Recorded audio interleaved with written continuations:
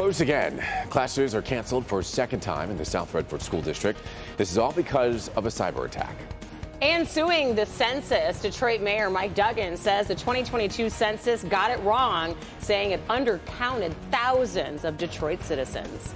Plus, we're keeping our eyes to the skies for you this morning. Parts of Metro Detroit could see some severe weather today.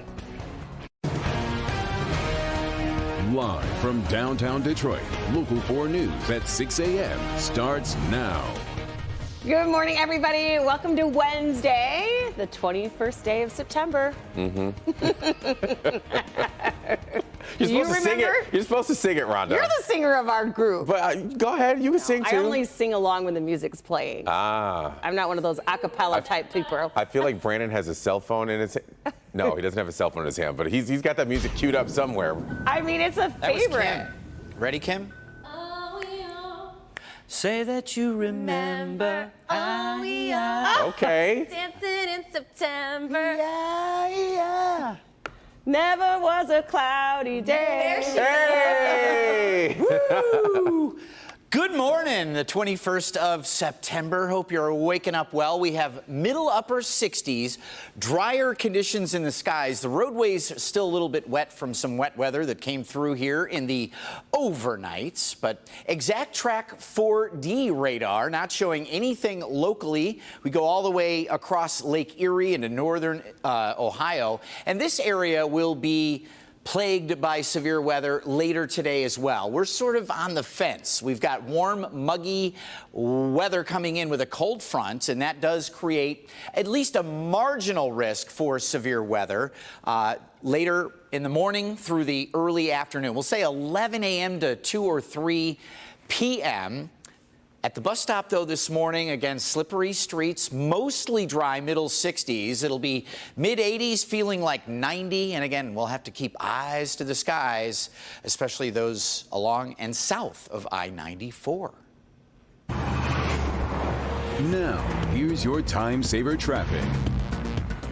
Yeah, Brandon, speaking of I-94, that is where we have a problem this morning. A closure is certainly going to slow you down for eastbound commuters. It's closed right at Trumbull.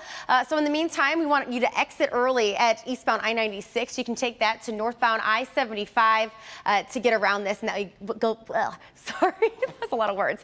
That will get you right back to eastbound I-94. Let's take a look at what's going on here just to show you these backups as they start to build. Again, so the closest freeway you can see right here, you can see the cars traveling over on the westbound lanes of I-94. So that side is fine, but eastbound, not good. Also want to mention that if you're traveling over on the southbound lanes of the Lodge, that ramp to eastbound I-94 is currently closed right now. So you can just continue on the Lodge and exit at northbound I-75. That will also get you back to eastbound I-94.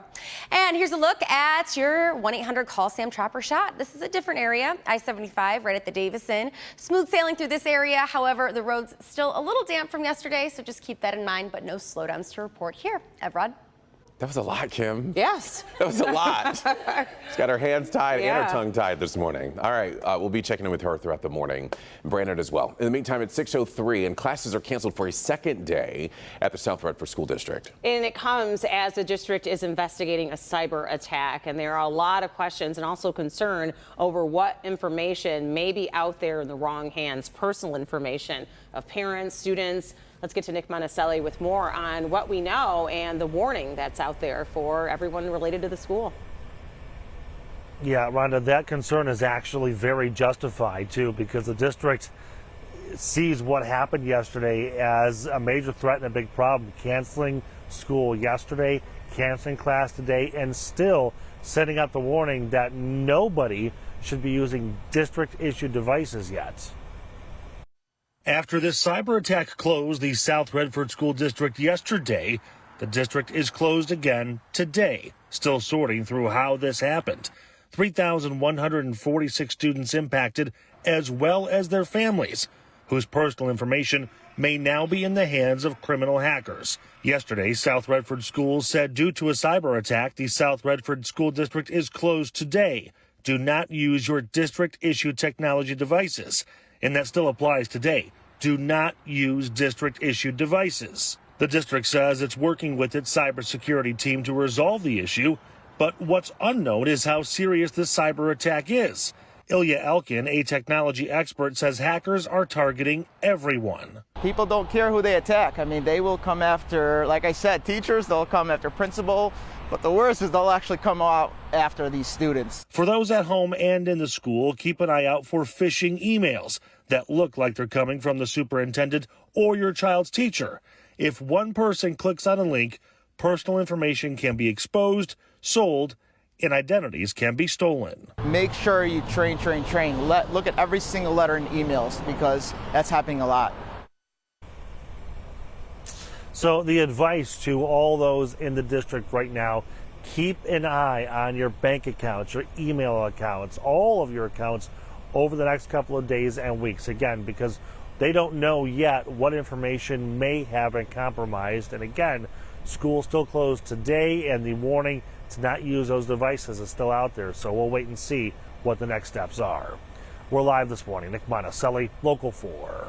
All right, Nick, thank you. The Detroit City Council has pushed back a vote on a controversial crime-fighting tool. Detroit police are asking for $7 million to expand its Shot Spotter. It is an aerial system that detects gunfire, and it's currently only being used in the 8th and 9th precincts of the city of Detroit. Opponents say that it's wasteful spending and an invasion of privacy, but police say that the sensors only detect gunfire and help with crime fighting. About 40 people spoke out during yesterday's council meeting. The majority were against the proposal. Detroit City Council was scheduled to vote on the proposal yesterday, but instead moved to the vote back until next Tuesday to give themselves more time.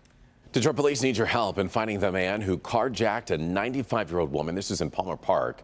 The attack happened on Monday around 2 in the afternoon, right in the area of Woodward and Merrill Pleasant Street. Police say that the elderly woman was sitting in the passenger seat of a red Dodge Chrysler 200, like the one seen here on your screen. The man approached her and then got into the driver's seat. He started driving until the two began struggling. Thankfully, the woman was able to get out of her car. She was not hurt. But if you have any information about this crime, call Crime Stoppers at 1-800-SPEAK-UP. The city of Detroit is suing the Census Bureau and Commerce Department, accusing them of undercounting thousands of residents, especially Black and Hispanic citizens of the city. City officials argue that Detroit actually gained population and says that the Bureau missed 20,000 residents in 2021. The suit bases that claim on Postal Service records, active utility accounts, and residential records. It says that the Census Bureau is refusing to hear appeals, which is different than what happened in the past. Mayor Mike Duggan says that the Census Bureau won't even share the formula that it used to come to its population conclusions. Federal court is going to look at this and say, did they violate their own rules in failing to have an appeal process? Is this discriminatory, and should we be able to see the formula? I have no doubt once we see the formula, it will be obvious to everybody where their miscalculation was. Because the miscalculation is so huge. It is huge. The census numbers are critical. It's how government funding and congressional districts are determined. President Biden will address the United Nations later this afternoon, trying to galvanize the international community to arm Ukraine against Russia. Yeah, the war has just passed 200 days, with Ukraine making inroads in recent weeks. NBC's Drew Petrimo is live on Capitol Hill with details. Good morning, Rhonda and Evrod. This is the first time in 3 years that the UN's annual meeting will be held face-to-face. It's an opportunity for President Biden and global leaders to address crisis on multiple fronts, from the war in Ukraine to rising prices. I have a number of meetings while I'm there. President Biden will address the UN General Assembly as war continues to rage in Ukraine. He'll offer a firm rebuke of Russia's unjust war in Ukraine and make a call to the world to continue to stand against the naked aggression that we've seen these past several months. The speech comes as Russia mobilizes additional troops for the war and as votes are scheduled in Ukrainian territory seized by Russia since its February invasion, a major concern for U.S. officials. If these referenda proceed, and if Russia purports to annex Ukrainian territory, the United States will never recognize it. But the impacts of the war are being felt far beyond Europe. The war is triggering a food crisis, especially in developing countries, and it's spiking the cost of everyday goods in others. putting pressure on the U.S. and its allies that are supplying war aid to Ukraine. We have to stay the course to support Ukraine because what we see now is the most dangerous times we have seen since the end of the Second World War. Mr. Biden's speech aims to garner additional support from world leaders, including those on the fence. We have encouraged other countries to rethink their neutral positions, but there's still others who believe that it is important for them to remain neutral. Climate change also on the agenda today as the president and his counterparts from across the globe gather at UN headquarters in New York. As the annual meeting returns to in-person speeches, there will be one exemption. Ukrainian President Volodymyr Zelensky was given a special exemption to deliver a pre-recorded speech so he can remain in Ukraine and continue the war effort. Reporting from Washington, I'm Drew Petromo, Local 4. All right, 6:10 is your time now. Just weeks into the school year, and 2 school board members resign at Oxford schools. And that is leaving many parents wondering what's going on. We'll take a closer look at who's left now. We'll be right back.